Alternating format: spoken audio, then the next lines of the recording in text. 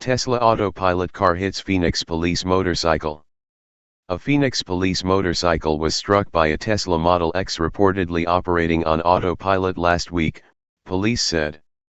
The incident happened a few days before an accident involving an automated Uber vehicle in Tempe.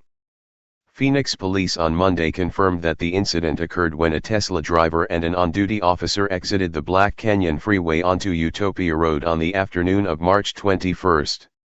The officer, who was in front of the Tesla driver, stopped for a stoplight, police said. After also stopping briefly, the Tesla began moving forward, prompting the officer to jump off his motorcycle and move away.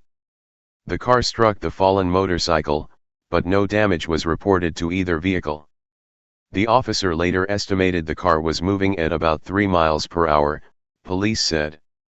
The Tesla driver told police that he had the car in autopilot mode at the time of the incident, but Phoenix Police spokesman Sergeant Alan Fall said investigators were unable to corroborate that statement.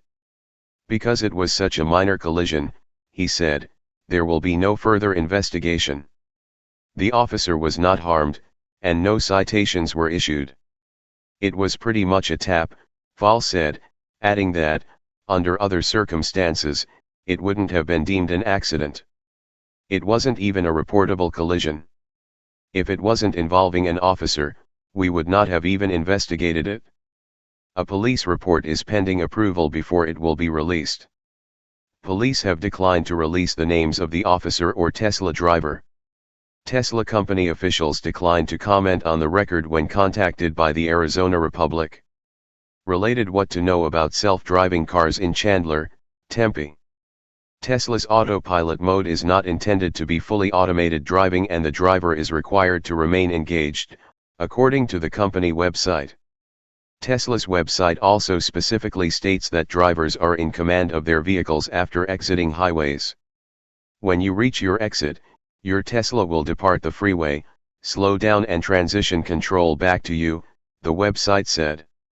The company announced in October it would begin including hardware in its vehicles that could make them fully autonomous.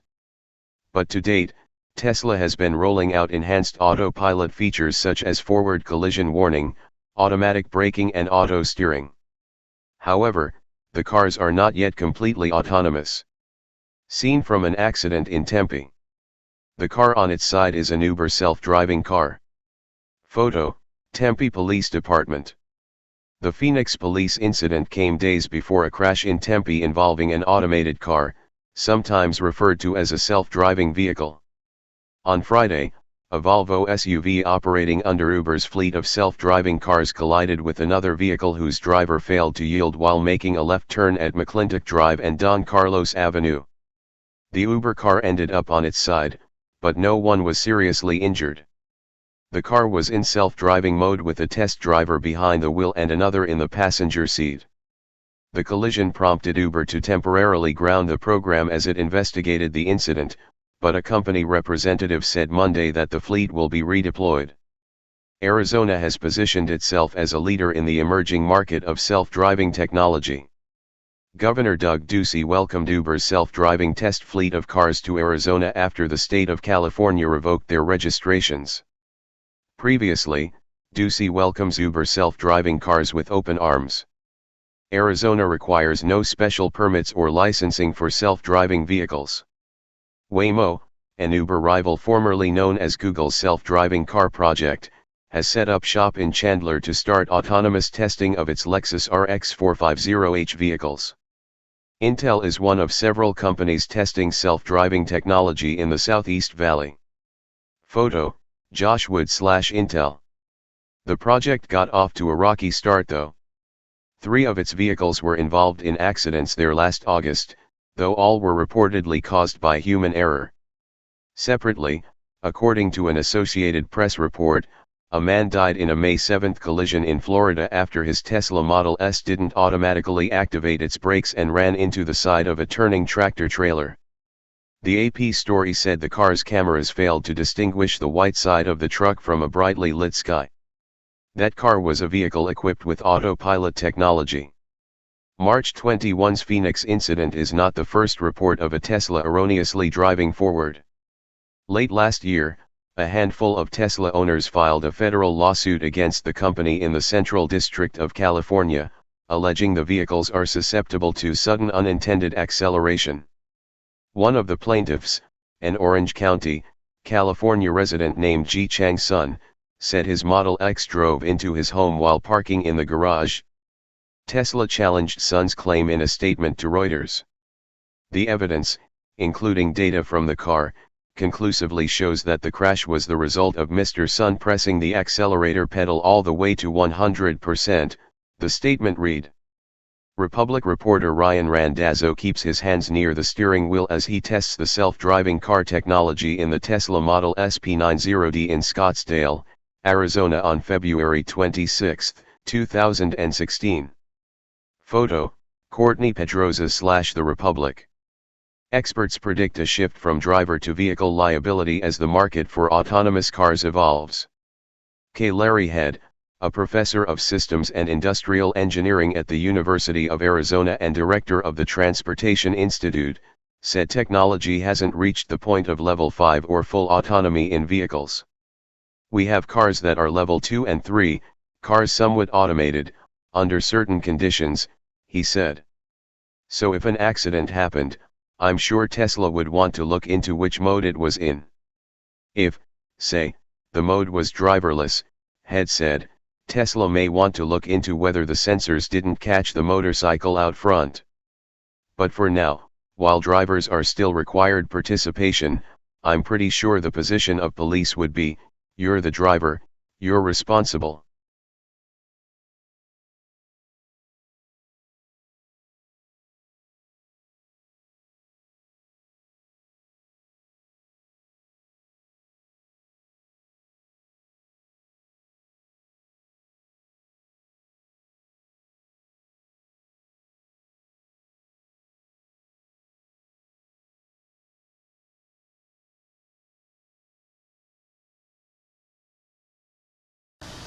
Hey Charlotte County, this is Charlotte County COPWATCH, and I wanted to explain what fair use is.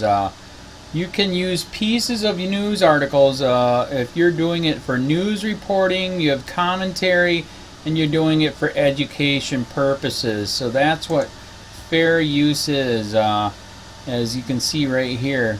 Another reason why I wanted to make this video is to let you know I have just joined with Patreon. A nice thing with Patreon, I make no money on YouTube. They took the money away years ago, and so this is another way to give, and it's a nice thing too because you can give monthly. You can give $1, $5, $10, whatever. I do 4 to 5 hours a day on trying to wake the sheeple up on how corrupt it is and different ways that you can fight the corruption. So Patreon is a way that you can do it, and then of course the old way is still there. Donate to Charlotte County COPWATCH with PayPal or credit card. So keep that in mind. 4 to 5 hours a day. I make no money, but the corruption happened to me and I'm sick of it, so I'm trying to wake people up. But my wife would love it if if we could get some help out there. There's 47,000 subscribers. Just think if each one of you subscribers just gave let's say actually yes, $1 a month. 47,000 subscribers gave $1 a month. That would be awesome. That's not going to happen. But anyways, that would be great if it did happen. But do the math in your head. Just think about it. Like I said, 4 to 5 hours a day. I get no money from YouTube. YouTube has gone nuts. You can't do anything anymore. They're taking the money away everywhere. So these are a couple different ways that you can still help out with all this time that I put in. And as you know, I'm in a special situation where, at least I can do it. 4 to 5 hours a day. We have a cleaning company during the day. That's what allows me to do this, and we're debt free. So this is my hobby. I don't go fishing and all that other crap. I try to save the world. So help me out to make the wife happy, man. In fact, if you guys did give $1 a day, and there was 47,000 of you, and you did it, and each of you gave $1, and that was every month, oh my God, yes, I could quit. I could start suing them. Another idea too that we have is, if I got, you know, some funds, we could actually contact everyone that has been ticketed and or arrested and put in jail and start sending them postcards to let them know we're here, and to see if everything went all right, and if it didn't, find out their story. So we could even do more investigations and more lawsuits. Lawsuits take money. So just think about that. You know, 47,000 of you so far right now. You know, $1 a day. I mean, $1 a month on Patreon, or $5 a month Patreon, 10, 20, whatever. Just do the math in your head. Help out. This is a lot of work every single day. Thanks.